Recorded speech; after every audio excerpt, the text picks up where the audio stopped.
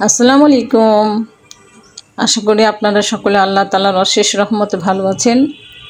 আমিও আমার পরিবার নিয়ে ভালো আছি আলহামদুলিল্লাহ। আজকের রেসিপিতে ওয়ান টাইম কাপে কিভাবে খুব কম সময়ে দই জমানো যায় সেটি আমি করে দেখাবো। অতিথি আপ্যায়ন থেকে ছোট বড় সকলে দই পছন্দ করে। কাপে বা যে কোনো ধরনের ছোট পাত্রে দই বসালে ফ্রিজে 7 থেকে 10 দিন পর্যন্ত রেখে খাওয়া যায়।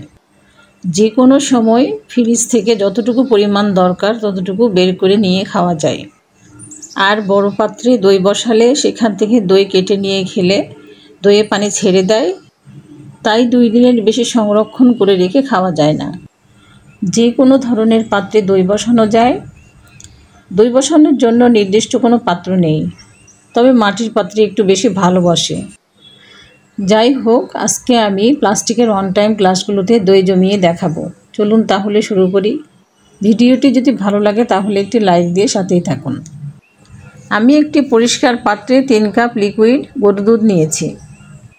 তারপর চুলোটাকে হাই ফ্লেমে দিয়ে 5 থেকে 6টা বড় বড় বলক তুলে নিব। এইভাবে হাই ফ্লেমে বড় বলক তুলে নিলে 5 থেকে 6 বার 3 কাপ দুধ 2.5 কাপের মতো হয়ে যাবে। দই বসানোর জন্য দুধগুলো আমার ঘন করা হয়ে গিয়েছে। এখন নেক্সট স্টেপে চলে যাচ্ছে। ক্যারামেল তৈরি করার জন্য চুলোতে একটি হাঁড়ি বসিয়ে দিয়ে আমি 1/2 কাপ চিনি দিয়ে দিলাম। চিনিটা দেওয়ার পর প্রথম পর্যায়ে চিনিটা নাড়াচাড়া করব না। যখন চিনিটা কিছুটা পুড়ে ক্যারামেলের রং ধারণ করবে তখন চারিদিক থেকে নাড়াচাড়া করে দিব। আমি 1/4 চা চামচ জর্দার রং দিয়ে দিলাম। এটি অপশনাল। আমার কাছে মনে হয় জর্দা রংটা দিলে দইয়ের কালারটা একটু ভালো আসে, তাই আমি এটি অ্যাড করেছি। নাড়তে নাড়তে ক্যারামেলের ভিতর কাঙ্ক্ষিত কালারটা চলে এসেছে। এখন আগে থেকে জাল দিয়ে যে দুধটা রেডি করে রেখেছিলাম সেই জাল দেওয়া দুধগুলো আস্তে আস্তে করে আমি ক্যারামেলের ভিতর সম্পূর্ণটাই দিয়ে দিব।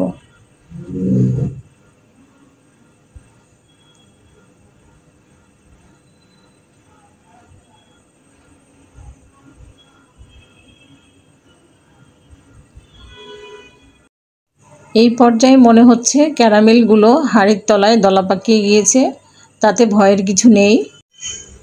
ক্যারামেল ও দুধ যখন একসাথে 2 থেকে 3 মিনিট জাল করব তখন ক্যারামেলগুলো গলে গিয়ে দুধের সাথে মিশে যাবে। দুধের সাথে ক্যারামেলগুলো অ্যাড করার জন্য দুধের ঘনত্বটা একটু পাতলা হয়ে যায়। সেজন্য দুধ এবং ক্যারামেলের এই মিশ্রণটাকে 2 থেকে 3 মিনিট জাল করে নিতে হবে। এখন আমি চিনি অ্যাড করব। আমি 2 টেবিল চামচ চিনি দিয়ে দিচ্ছি। চিনিটা আপনারা স্বাদ অনুযায়ী বাড়িয়ে কমিয়ে নেবেন। আমি এখানে আমার রেসিপি অনুযায়ী 2 টেবিল চামচ অ্যাড করছি। এখন এই জাল করে নেওয়া দুধের ভিতর 1/2 কাপ ফুল ক্রিম গুঁড়ো দুধ অ্যাড করছি। এইভাবে গুঁড়ো দুধ অ্যাড করলে দইয়ের স্বাদটা খুব ভালো আসে। গুঁড়ো দুধটা দেওয়ার পর আমি একবার জাল করে নিয়েছি। জাল করলে হয়, আবার না করলেও স্বাদের কোনো পরিবর্তন হয় না। এখন আমি একটু নেড়ে চেড়ে চুলোটা বন্ধ করে দিব, তারপর ঠান্ডা করে নেব। দুধটা ঠান্ডা হতে হতে আমি নেক্সট স্টেপে চলে যাচ্ছি। দই বসানোর জন্য দইয়ের যে বীজটা লাগবে সেটি আমি একটি ছাঁকনির উপর আগে থেকে 1/2 কাপ টক দই 10 মিনিটের জন্য রেখে দিয়েছিলাম। দেখুন এই দইয়ের ভিতর থেকে কতটা পানি বের হয়েছে। এই পানি সহ দই জমালে দই জমবে না, দইয়ে পানি কেটে যাবে। এখন দই বীজটাকে ভালোভাবে ফেটিয়ে নিচ্ছি। ভালোভাবে ফেটিয়ে না নিলে দই বসানোর পর দইয়ের ভিতর লাম্পস থেকে যাবে, তাই আমি ভালোভাবে ফেটিয়ে নিয়েছি। জাল করে রাখা যে দুধগুলো আমি ঠান্ডা করার জন্য রেখেছিলাম সেই দুধটার টেম্পারেচারটা চেক করে নিতে হবে। 5 থেকে 6 সেকেন্ড এভাবে আঙ্গুল ধরে রাখা যায়, এই পরিমাণ ঠান্ডা করতে হবে। একেবারে ঠান্ডা করে নিলে দইটা জমবে না। এইভাবে হালকা টেম্পারেচার থাকা অবস্থায় আমি ফেটানো টক দইয়ের ভিতর জাল করা দুধগুলোকে মিশিয়ে নেব। ভালোভাবে মেশাতে হবে, তা না হলে দই জমবে না।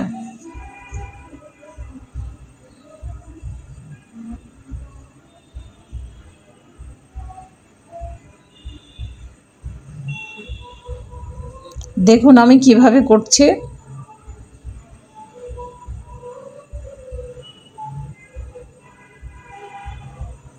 খুব ভালোভাবে ফেটিয়ে নেব। অনেকে এইভাবে ফেটিয়ে নেওয়ার পর ছেঁকে নেন, কিন্তু আমি আজকে ছেঁকে নিব না। যে পাত্রে দই বসাবো আমি সরাসরি সেই পাত্রেই দুধগুলোকে ঢেলে দিব। আগেই বলেছি আমি প্লাস্টিকের 1 টাইম গ্লাসে আমি দই বসাবো। দুধগুলোকে আমি সেই গ্লাসগুলোতেই আমি ঢেলে দিচ্ছি।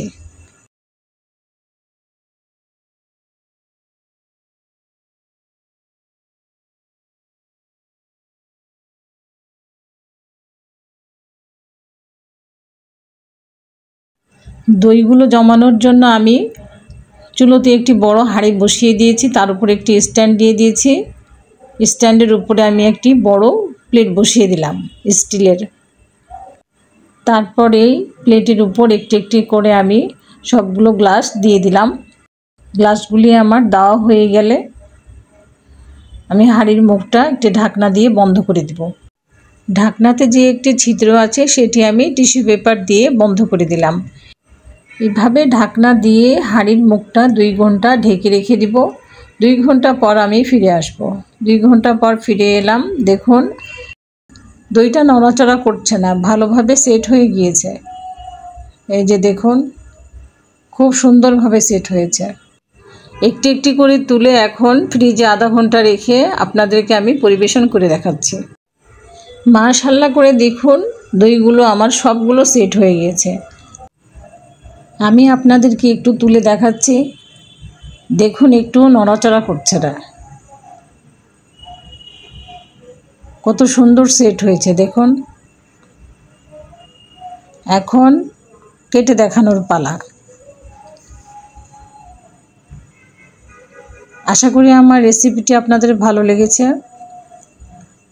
আমার রেসিপিটি ফলো করে আপনারা বাসায় বানাবেন এবং আপনাদের দই বসানো কেমন হয়েছে আমাকে আপনারা কমেন্টসে জানাবেন এবং ফ্রেন্ডস এবং ফ্যামিলির সাথে শেয়ার করবেন। আর আমার চ্যানেলটিকে সাবস্ক্রাইব করে রাখবেন যাতে আমি কোনো রেসিপি দেওয়ার সাথে সাথে সবার আগে আপনার কাছে নোটিফিকেশান পৌঁছে যায়। সবাই ভালো থাকবেন, সুস্থ থাকবেন এই কামনা করি। আসসালামু আলাইকুম।